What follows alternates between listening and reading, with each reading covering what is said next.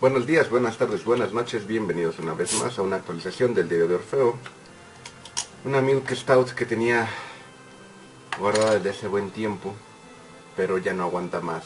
Hay que darle, hay que darle mate. Las Milk Stout son muy añejables según me dijeron. La serví como la mierda, voy a tener que esperar a que baje un poco. Pero son uno de mis estilos favoritos, entonces el saber que viene algo de gran sabor me alegra muchísimo en la mañana. Como dije, la serví como la mierda, así que voy a tener que esperar un poco a que baje la espuma. Mientras vamos a hablar de un álbum de 5 estrellas. La verdad es que tenía planeada otra actualización para esta semana, pero dadas las circunstancias en las que se encuentran de salud dos de los creadores del álbum que voy a hablar en este momento, me pareció pertinente y me pareció una sabia decisión cambiar de parecer conforme a la actualización para el canal de YouTube. Iba a hacer un video de Bakken, pues no he terminado esa saga, que algún día la terminaré, pero preferí hacer entonces un álbum de 5 estrellas. Tal vez se conviertan en dos actualizaciones de álbumes de 5 estrellas porque la situación lo amerita, por supuesto. Dadas las recientes noticias de salud sobre Lickers Lake, el mítico baterista y que formó parte de este álbum, que dio vida a la carrera de solista de una de las grandes leyendas, uno de los hombres más importantes dentro del género, uno de los grandes pilares, y esto es con palabras mayores, esto es con letras mayúsculas, uno de los nombres más reconocibles, más aplaudidos y más brillantes dentro del heavy metal, nació con este álbum. Estamos hablando, por supuesto, de Ozzy Osbourne, el príncipe de la oscuridad, el gran cantante de Black Sabbath, aquel que lleva una carrera de más de 40 años en el éxito. Muchos de nosotros lo conocimos en su época más reciente, en su época menos brillante, pero eso no quita que durante décadas, durante más de 20 años grabó discos excepcionales. El primero con el que comenzó esta gran historia de heavy metal, de grandes guitarras, de grandes solos, de grandes canciones, fue precisamente el que tengo aquí a un lado, uno de mis grandes favoritos de todos los tiempos y el álbum de 5 estrellas de hoy, Blizzard of Oz. Blizzard of Oz, que es una de las grandes joyas discográficas que tiene el metal de los 80s, de hecho tal vez uno de los 5 o 3 mejores álbumes que existen dentro de la década, compitiendo con el que siguió después de este en la carrera de Ozzy Osbourne, que fue Diary of a Madman, que fue grabado con la misma alineación que este primer álbum, Blizzard of Oz. Lickers Lake en la batería, Bob Daisley, un bajista que firmemente tomó posesión de los primeros discos de Ozzy Osbourne, que estuvo con él grabando hasta muchos años después, puesto que fue el bajista del siguiente disco también, de Diary of a Madman, y la gran figura de la alineación para este álbum, la gran estrella que estaba naciendo en este disco, fue por supuesto Randy Rhoads. Randy Rhoads, que venía de una pequeña génesis con Quiet Riot, es decir, la primera banda en la que estuvo él fue en Quiet Riot. Además era muy joven, todavía ni siquiera sabíamos del nombre de este pequeño guitarrista delgado con una melena alborotada muy rubia, que según sus influencias sería difícil imaginarlo en una banda de heavy metal, puesto que era un hombre muy educado en la guitarra clásica, de grandes influencias dentro de la música clásica, y que embonó por una razón muy peculiar con Ozzy Osbourne. Este álbum salió en el en el 1980, en el septiembre de 1980 para ser precisos, 7 años antes de que yo naciera. Y fue el, fue el método más óptimo para lograr que Ozzy Osbourne se despejara, se descubriera de el manto de Black Sabbath. Había recién salido de la mítica agrupación de Inglaterra. Tony Iommi y él no guardaban una buena relación después de su salida. También para ese entonces ya había salido eh, Bill Ward de la alineación, ya era Vinnie Appice, el baterista de Black Sabbath, y por supuesto Ronnie James Dio ya era el cantante de la banda. Entonces, cuando Blizzard of Oz salió, teníamos a dos grandes en diferentes bandos. Por un lado Black Sabbath con Heaven and Hell, que salía en aquellos entonces, y Blizzard of Oz con una alineación completamente nueva, con una banda que no había tocado juntos hasta este primer momento, y que de algún modo compaginaron para hacer una brillantez de álbum. Es decir, lo que tenemos en Blizzard of Oz es un modo muy peculiar de hacer heavy metal, porque digamos que el metal tradicional hasta ese momento era de riffs muy de escala pentatónica, de terceras y quintas, de un momento de lucidez en los solos de guitarra usualmente también, pero digamos que la fórmula estaba muy bien establecida para cuando este álbum salió. Entonces llega un tipo como Randy Rhoads, con una gran educación musical, con una formación académica genuina dentro del instrumento, y logra hacer el puente que une a la formación clásica, a la formación académica en música, con el heavy metal. Y los riffs dejan de sonar de terceras y quintas, se transforman en riffs como el de I Don't Know, se transforman en riffs como el de No Bone Movies, se transforman en melodías que derriten el espíritu más férreo con Goodbye to Romance, Crazy Train, uno de los grandes éxitos y una de las canciones más recordadas dentro del género. Y sin duda es gracias a esta combinación de Randy Rhoads con Ozzy Osbourne que podemos disfrutar de un álbum que bajo otras circunstancias tal vez nunca hubiéramos tenido.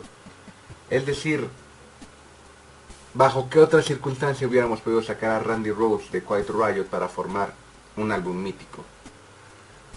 ¿Quién habría buscado a Lickers Lake, de una banda que, si bien tiene fundamentos de heavy metal, no es propiamente una banda de heavy metal, para meterlo a grabar con el tipo que mordía cabezas de murciélago, el tipo que descabezaba palomas, y grabaran una pieza maestra? ¿Cómo es posible que el temperamento de un hombre inundado en drogas, inundado en alcohol, pudiera congeniarse con el de alguien como el de Randy Rhoads? Randy Rhoads, que era abstemio, no tomaba, era muy joven, no tenía ínfulas de rockstar, y se estaba juntando con la crema innata del género. Deliciosa, deliciosa, deliciosa. Ayer me tomé una chocobesa y esto también está muy bueno. ¿Accidentes tal vez? Probablemente, porque la manera en la que narra Ozzy de cómo conoció a Randy es de una manera literalmente fortuita. Tenían un amigo en común. El amigo en común le dijo: oye, tengo un conocido que toca muy bien la guitarra, ¿te interesa verlo? Y Ozzy le dijo, no me estés jodiendo. Se duerme y cuando despierta, el amigo había traído a Randy y Randy estaba tocando enfrente de él, simplemente esperando a que despertara mientras él estaba tocando la guitarra. La pasión de Randy por la guitarra era infinita. Se cuentan en algunos libros autobiográficos de Ozzy Osbourne, en algunos videos también lo llega a comentar, que Randy Rhoads era un hombre que mientras ellos estaban de fiesta, mientras Ozzy Osbourne estaba de fiesta con gente como Motley Crue cuando tenían una gira en conjunto, y estaban en el autobús recorriendo las diferentes ciudades en las que se presentaban, Randy Rhoads estaba en el mismo camión contratando a un maestro de guitarra para seguir aprendiendo durante el camino hacia un nuevo concierto, lo cual por supuesto se ve inevitablemente no solo en los solos del álbum, sino en la construcción total de las canciones. Por supuesto podría hablar de este álbum todo el día y si me extiendo un poco de más tendrán que disculparme, pero la verdad es que la pasión que siento por este álbum es inmensa. Es uno de esos discos que me recuerdan mucho a mis inicios en este vasto mundo del metal. Y uno de los primeros discos que compré enteramente con dinero mío, vaya. En aquel entonces yo tendría 16, 17 años, no trabajaba, dependía económicamente de mis padres. Y entonces guardaba todo lo que podía para poder comprarme discos. Esa es la historia de mi vida durante toda mi adolescencia. Desafortunadamente, por problemas legales, este álbum, Lickers Lake, tanto Lickers Lake como Bob Daisley sintieron que se les debían regalías por el éxito que había alcanzado Blizzard of Ozz, en donde ellos por supuesto fueron parte fundamental. En respuesta a ellos, Ozzy Osbourne volvió a grabar tanto el bajo como la batería del álbum, lo que significa por supuesto que tendríamos ya no las baterías de Lickers Lake ni el bajo de Bob Daisley, sino el bajo de Robert Trujillo y la batería de Mike Bordin. Nunca recuerdo ese nombre.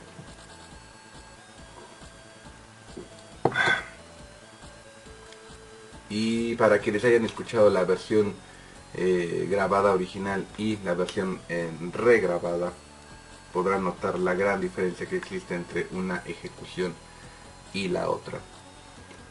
Una de mis canciones favoritas de toda la vida está contenida en este álbum. Una de las grandes canciones del género, también con la colaboración de un gran tecladista al que también he tenido la oportunidad de ver en vivo, lo cual agradezco muchísimo la fortuna que he tenido de que, a pesar de que voy a ver morir a todos mis grandes ídolos, me ha tocado también la fortuna de verlos en vivo. Que hablo por supuesto de Don Airey, el tecladista actual de Deep Purple, que tuve la oportunidad de verlo justamente en el concierto de Deep Purple, que en este mismo de donde saqué esta playera, donde el solo que toca en la gira de Deep Purple tiene un pequeño guiño a Mr. Crowley. Mr. Crowley es la canción por excelencia de heavy metal.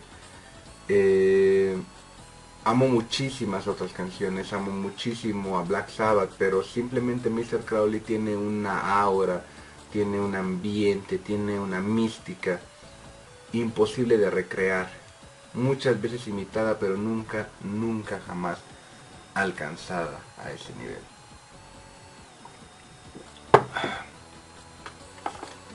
Tenemos muchísimas otras canciones de las que no he hablado. Suicide Solution, qué gran riff, qué potente riff tiene Suicide Solution. Es una patada en las gónadas del momento en el que empieza. Revelation y Still Away the Night, que son piezas que inmerecidamente han sido olvidadas, ¿saben? Porque reflejan de manera muy fidedigna esta faceta de Ozzy Osbourne con Randy Rhoads. No tienen la fama de Crazy Train, no tienen la fama de Mr. Crowley, pero definitivamente son canciones que deberíamos rescatar, deberíamos reescuchar y quién sabe, tal vez así como Judas Priest está rescatando canciones que no habían tocado hace 40 años, tal vez podríamos tener alguna noche del tour de despedida de Ozzy, No More Tours, al que también ya tuve la oportunidad de asistir. Y podríamos ver Still Away the Night. ¿Por qué no? Se vale soñar. Tuve la oportunidad de ver a Ozzy Osbourne, les decía, de donde saqué este concierto, en el Hell and Heaven, la edición 2018. Uno de los mejores conciertos a los que he tenido la oportunidad de ver, aún con sus fallas, aún con sus problemas. Tuve la fortuna de despedir de manera íntima, con respecto a mi persona, por supuesto, a una de las figuras más importantes dentro de mi vida en el ámbito musical. Ozzy Osbourne logró cautivarme desde el primer momento que lo escuché como solista. No fue el primer álbum que compré de él, el primero que compré fue No More Tears. Pero cuando descubrí a Randy Rhoads, descubrí el cielo. Sin duda una de las piezas fundamentales dentro de la discografía de cualquier buen metalhead. Uno de los discos que le recomendaría a prácticamente cualquier persona que sea oyente del rock y que sea gustosa del metal, sin importar sus ramificaciones o subgéneros. Creo yo que cualquier buen apreciador, escucha, oyente de cualquier subgénero de metal, llámese black, llámese death, llámese thrash, llámese power, llámese prog, disfruta mucho, podría disfrutar mucho Blizzard of Oz, porque cayeron los músicos adecuados en el momento adecuado. ¿Por qué septiembre de 1980 fue un gran momento para los cuatro? No lo sé. Podría haberse conjugado las ganas de Ozzy Osbourne de superar su pasado y superar a sus antiguos compañeros, con el hambre de Randy Rhoads de ser un guitarrista con una reputación internacional, conjugado con el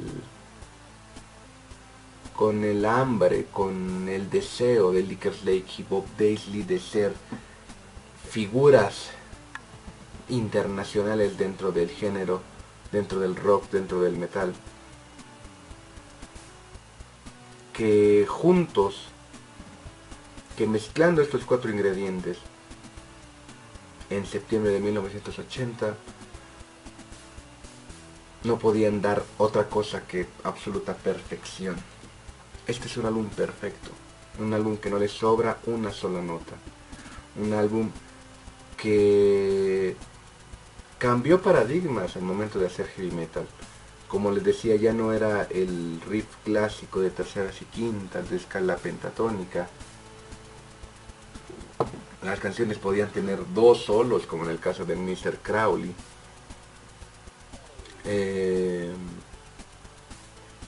I Don't Know, como en el caso de...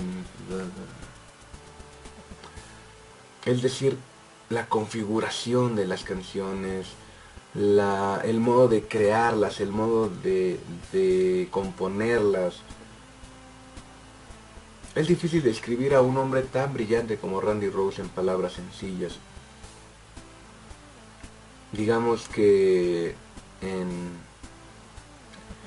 el léxico que mi vocabulario me permite, Randy Rhoads tenía la capacidad de crear puentes que nadie más podía, que era el puente de convertir algo teóricamente complicado en algo potente, rudo, intelectual y emocional a la vez. Y esa es una capacidad que muy poca gente dentro del género del metal pudo hacer, puede hacer al día de hoy, y que Randy hacía con una facilidad como si se tratara de una caminata por la playa en la tarde. Nada más sencillo que eso, nada más elemental para alguien de sus capacidades, para alguien de su intelecto, para alguien de su sensibilidad. Cierro el video hablando de el único tema con el que no he profundizado un poco, que es Dee. Dee, que es simplemente una creación de Randy a su madre Dolores Rhodes. Dee de Randy Rhodes es la prueba de que Randy era un creador de puentes fenomenal, de estos puentes de los que hablaba antes, donde en esta ocasión, en vez de crear un puente de lo clásico a el rock, al heavy metal, creó un puente del intelecto a la emoción, pues Dee es una declaración de amor a su madre, Dolores, transmitida a través de las notas de su guitarra. Es una poesía de canción, que dura no más de 2 minutos, pero que cualquier amante de la guitarra debe escuchar, debe comprender, en mi humilde opinión, y debe saber apreciar. Imagínense eso en un disco de heavy metal, en uno de los más grandes discos de heavy metal, de hecho. ¿Qué les puedo decir? Es una belleza de álbum. Tal vez solo grabe este video por hoy. Esperaba grabar un par, pero el tiempo no me beneficia. Tal vez mañana pueda grabar otro. Quería grabar 2 videos el día de hoy, pero creo que el tiempo no me favorece. Cerremos con la cerveza de hoy. Una Coffee Milk Stout de cervecería Stone. Una cervecería muy bien afamada, con locación en Estados Unidos. Para quien diga que la cerveza de Estados Unidos no es buena, díganle que se meta un tiro en la cabeza, porque es buenísima. De hecho, me parece una combinación muy poco usual para Stone, porque Stone es un especialista en IPA y en IPA, como los mexas le decimos, y me encanta decirle IPA. Son especialistas, son grandes especialistas de hecho del estilo. Tienen Ruination, Double Bastard, Delicious IPA, infinidad de IPAs, y que sean talentosos para hacer una stout es de aplaudirse y de reconocerse, porque son estilos completamente diferentes, y que ambos lo hagan con una muy alta calidad, con un muy alto estándar de calidad, es de reconocerse a todas luces. Estas cervezas ya no aguantaban más en mi cava personal de cervezas, pero las estoy disfrutando como no tienen una idea. Que se mejore pronto Ozzy. Espero que Lickers Lake no dure un buen tiempo más, porque al parecer se nos va. Espero que no sea así. Si es así, salud en nombre de todos ellos, salud en nombre de Blizzard of Oz, salud a nombre de todos ustedes, un saludo. Nos vemos, hasta la próxima.